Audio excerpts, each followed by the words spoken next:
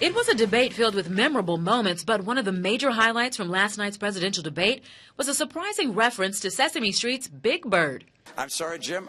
I'm going to stop the subsidy to PBS. I'm going to stop other things. I like PBS. I love Big Bird. I actually like you too. But I'm not going to keep on spending money on things to borrow money from China to pay for. Those comments sparked a firestorm on social media sites. As Cavante Smalls reports, many say PBS should be left alone. Last night's presidential debate brought us a handful of memorable moments. But a comment made by Governor Romney has supporters of PBS stations like Think TV concerned. When many people think of PBS, it often brings forth childhood memories. Sesame Street, Big Bird, I liked it that.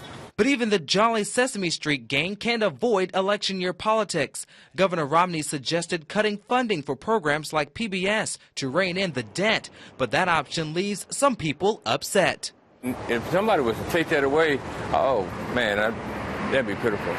PBS released a statement regarding Romney's comments and expressed disappointment they've become a political target. They say PBS takes a small percent of the federal budget and cite a bipartisan survey that says 69% of voters oppose cuts to PBS. Sesame Street's executive vice president also chimed in, saying most of Big Bird's funding actually doesn't come from PBS at all.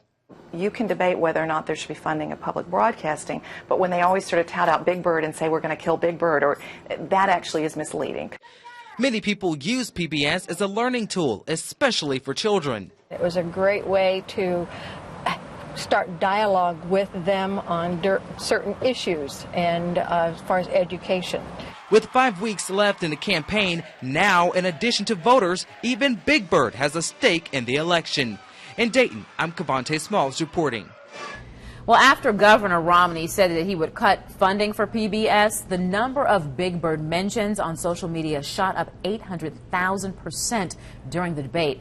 That's more than taxes, Medicare, and education. President Obama stayed in Colorado today to campaign a day after the debate. During his stump, he criticized Mitt Romney's tax plan, saying that his proposed tax cuts favor the wealthy. He also claimed that many of Romney's statements from last night's debate don't follow what he's been saying for the past year. Meanwhile, Mitt Romney made a surprise visit to the Conservative Political Action Conference today in Denver. During his speech, he told the crowd that he was happy with the debate. Later tonight, he heads to Virginia for a campaign rally with running mate Paul Ryan.